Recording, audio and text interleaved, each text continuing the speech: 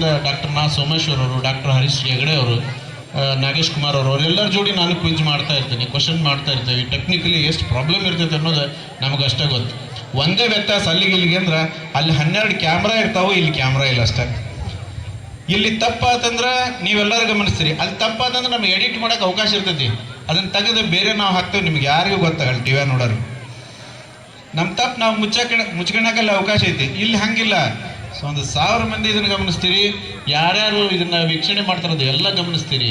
ಹೀಗಾಗಿ ಮೈ ಎಲ್ಲ ಎಚ್ಚರವಾಗಿ ಇಟ್ಕೊಂಡು ನಮ್ಮ ಎಲ್ಲ ಯುವ ಮಿತ್ರರು ಎಷ್ಟೊಂದು ಚೆನ್ನಾಗಿ ಇಲ್ಲಿ ಆಯೋಜನೆ ಮಾಡಿದ್ದಾರೆ. ಅವ್ರಿಗೆ ಎಷ್ಟು ಧನ್ಯವಾದ ಹೇಳಿದರೂ ಸಾಲದು.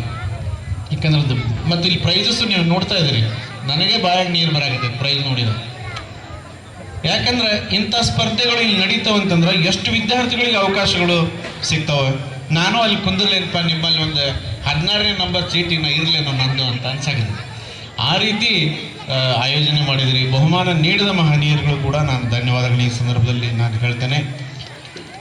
ಅದರಿಂದ ಕ್ವಿಜ್ ಮಾಡಿದಂತಹ ಟೆಕ್ನಿಕಲ್ ಟೀಮಿಗೆ ನಿಮಗೆ ನಮಸ್ಕಾರ, ದೊಡ್ಡ ನಮಸ್ಕಾರ. ಎಲ್ಲ ಇಂಜಿನಿಯರ್ಸ್ ಅದರಿ, ಹೆದರಿಕೆ ಬರ್ತದೆ ನಿಮ್ಗೆ ನೋಡಿದ್ರೆ.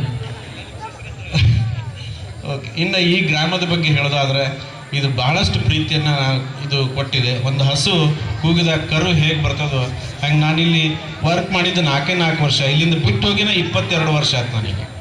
ಆದರೂ ಕೂಡ ನನ್ನ ಸ್ನೇಹಿತರು, ಯುವ ಮಿತ್ರರು ಸರ್ ಹಿಂಗಿದೆ ಬರ್ರಿ ಅಂದಾಗ ಬರೋದೇ ಒಂದು ಅವಕಾಶ ಅಂತೇಳಿ ನಾನು ಇಲ್ಲಿ ಬಂದಿದ್ದೀನಿ.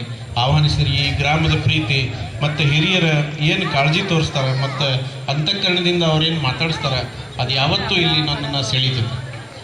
ಮತ್ತೊಂದು ಮಾತು ಹೇಳೋದೇನಪ್ಪ ಅಂತಂದ್ರೆ, ಒಂದು ತೋಟದೊಳಗೆ ಹಲವಾರು ಗಿಡಗಳಿರ್ತಾವೆ, ಹಲವಾರು ಹೂಗಳಿರ್ತಾವೆ. ಆ ಹೂಗಳು ಬೆಳೆದು ತಮ್ಮ ಪರಿಮಳವನ್ನು ಎಲ್ಲ ಕಡೆ ಪಸರಿಸ್ತಾವೆ. ಆ ಹೂಗಳು ಯಾವಂದ್ರೆ ಇಲ್ಲಿ ವೇದಿಕೆ ಮೇಲಿರೋ ಅವು ಇವತ್ತು ಏನು ಮಾಡಾಗ್ತಾವೆ, ಹಲವಾರು ಕಾರ್ಯಕ್ರಮಗಳನ್ನು ಮಾಡಿ ಇಡೀ ಪರಿಮಳವನ್ನು ಇಡೀ ನಾಡಿಗೆ ಪಸರಿಸ್ತಾ ಇದ್ದಾವೆ. ಈ ಪರಿಮಳ ಬೇರೆ ಬೇರೆ ರೂಪದಲ್ಲಿ ಎಲ್ಲ ಕಡೆ ಹರಡಲಿ ಅಂತ ಹಾರೈಸ್ತೇನೆ. ಮತ್ತು ಈ ಗ್ರಾಮ ಮೊದಲಿನ ಹಾಗಿಲ್ಲ, ಭಾಳಷ್ಟು ಸುಧಾರಣೆಗೊಂಡಿದೆ. ಭಾಳಷ್ಟು ಸಂತೋಷ ಆಯಿತು ನನಗೆ. ಆ್ಯಕ್ಚುಲಿ ಹೊಟ್ಟೆ ಕಿಚ್ಚಾಗಿದೆ, ಈಗ ನಾನು ಇಲ್ಲಿ ಕೆಲಸ ಮಾಡಬೇಕಾಗಿತ್ತು.